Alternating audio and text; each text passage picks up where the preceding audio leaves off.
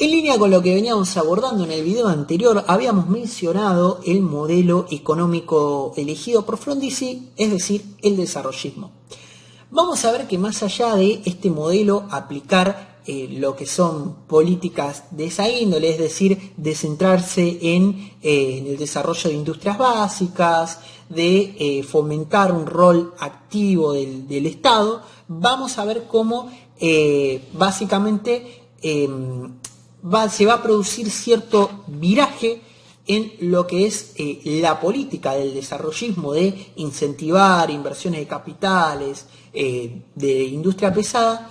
Vamos a ver cómo este modelo va a ir virando, porque si bien la idea era atacar la inflación, también más allá de, digamos, el objetivo de fomentar la industria pesada, también tenía como objetivo atacar la inflación mediante la redistribución del ingreso.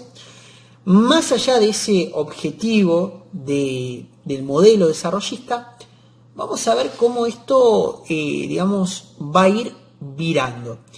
Va a ir virando porque se va a producir un alejamiento de uno de los principales responsables de este modelo desarrollista, y en su lugar va a asumir Álvaro Alzogaray. Esta asunción de Álvaro Alzogaray va a determinar un giro en la política desarrollista, y en vez de hablar de desarrollismo, nosotros vamos a comenzar a hablar de la existencia de una economía social de mercado. Ahora, si tenemos que hablar de por qué existe este giro, o sea, cómo podemos justificar nosotros este giro en el desarrollismo, vamos a hablar de que el propio presidente lo justificó obedeciendo de alguna manera al incremento de la deuda. Es decir, si observan en el video anterior, les hablé de que había existido un préstamo del Fondo Monetario por 300 millones de dólares. ¿Sí? Bueno, debido a este incremento en la deuda, que termina siendo superior a las reservas del país, y debido también a controlar el gasto público, ¿sí?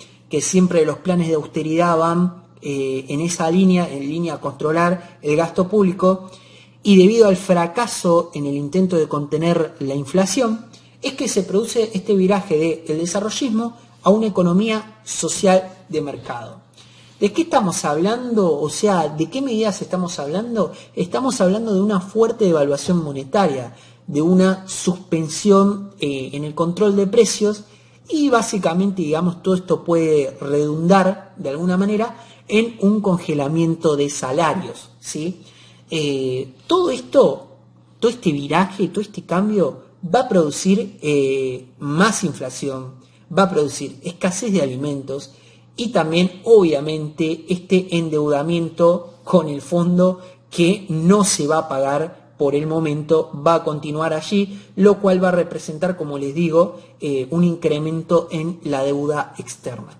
Así que vamos a ver cómo este viraje en lo concerniente a el desarrollismo va a sintetizarse en la idea de una economía social de mercado encabezada por Álvaro Alzogaray.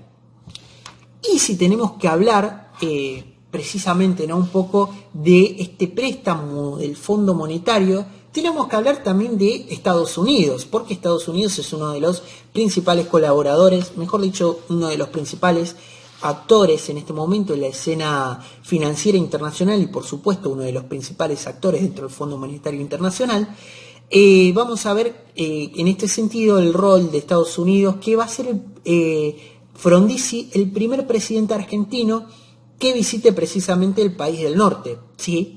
Más allá de manifestar cierta alineación a los ejes occidentales, Frondizi también va a ir de visita al país del norte, también para precisamente negociar, buscar esta cierta asistencia financiera que era lo que precisaba el modelo económico desarrollista.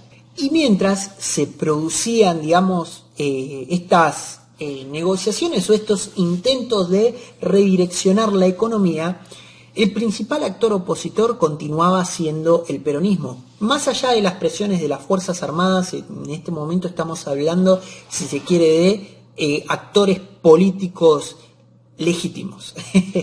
El principal actor opositor en ese momento, el peronismo, comenzaba a impacientarse, inquietarse ante el incumplimiento del acuerdo en su momento suscripto por Perón y Frondizi.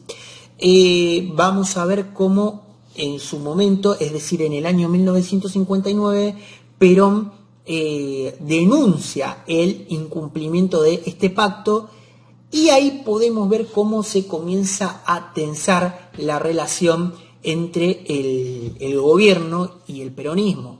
El mismo Perón lo cataloga a Frondizi como, o lo define, mejor dicho, a su gobierno como un gobierno sin poder, lo cual sin duda alguna representa una crítica muy fuerte, primero porque se trata del principal actor político de la oposición y porque es una crítica a un gobierno en ejercicio, ¿sí? Por lo cual, digamos, esto termina de alguna manera de enfriar la relación, por lo menos del Perón con el gobierno. Vamos a ver que se produce de alguna manera cierta distancia en lo que es la conducta del líder del movimiento peronista y el sindicalismo. Vamos a ver que más que distancia hay una diferencia entre las acciones. ¿Y cómo lo vamos a ver reflejado? Lo vamos a ver reflejado, por ejemplo, cuando Perón denuncia los contratos petroleros que estaban siendo auspiciados por Frondizi con compañías extranjeras. Perón ordena denunciar estos contratos petroleros. Como les decía, Perón ordena denunciar estos contratos petroleros, lo cual genera una huelga y genera también, digamos, que se declare el estado de sitio. La consecuencia de todo esto es la extensión de la huelga y, por otra parte, digamos, también del estado de sitio. Sin embargo, más allá de las directivas de Perón, y acá es donde les digo que se hace carne las diferencias en el accionar, es que Perón da unas directivas de resistencias a las bases, ¿sí? A la base peronista, Perón les dice: resistan.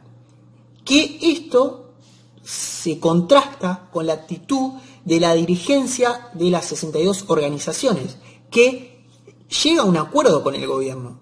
Es decir, la mesa de las 62 organizaciones, los dirigentes, se sientan con el gobierno de Frondizi y llega a un acuerdo. Esto contradice a lo que es el gobierno a lo que son las directivas de Juan Domingo Perón, ¿sí?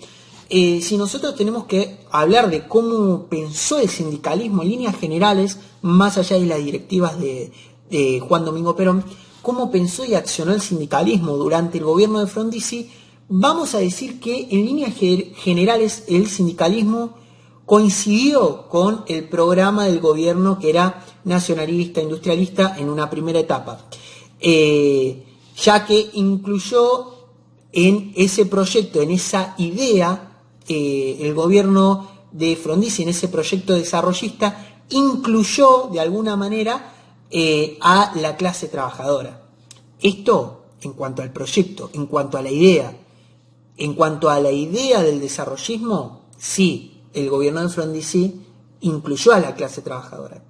Claro que esto después se contrastaría con lo que pasó en la realidad, digamos, en la práctica. Y si hablamos de contradicciones, vamos a observar cómo continúan produciéndose contradicciones en el seno del peronismo. Es decir, vamos a ver cómo continúan las contradicciones dentro de las 62 organizaciones. Se van produciendo estos desacuerdos con Perón. Vamos a ver cómo hay desacuerdos a la hora de realizar paros, a la hora de realizar huelgas. Vamos a ver cómo esto de alguna manera va desorganizando un poco lo que es la resistencia peronista. Más allá de que Perón sostenga a Frondizi como su enemigo, ¿sí? Porque en un momento lo define Arturo Frondizi como un enemigo, vamos a ver cómo se produce este desacople con el accionar de las 62 organizaciones y cómo es el mismo Perón el que llama a la reorganización del movimiento peronista y habla de coordinar acciones, ¿sí? En tanto no responda el gobierno a las medidas o a las demandas, ¿sí? Acuciadas por el movimiento.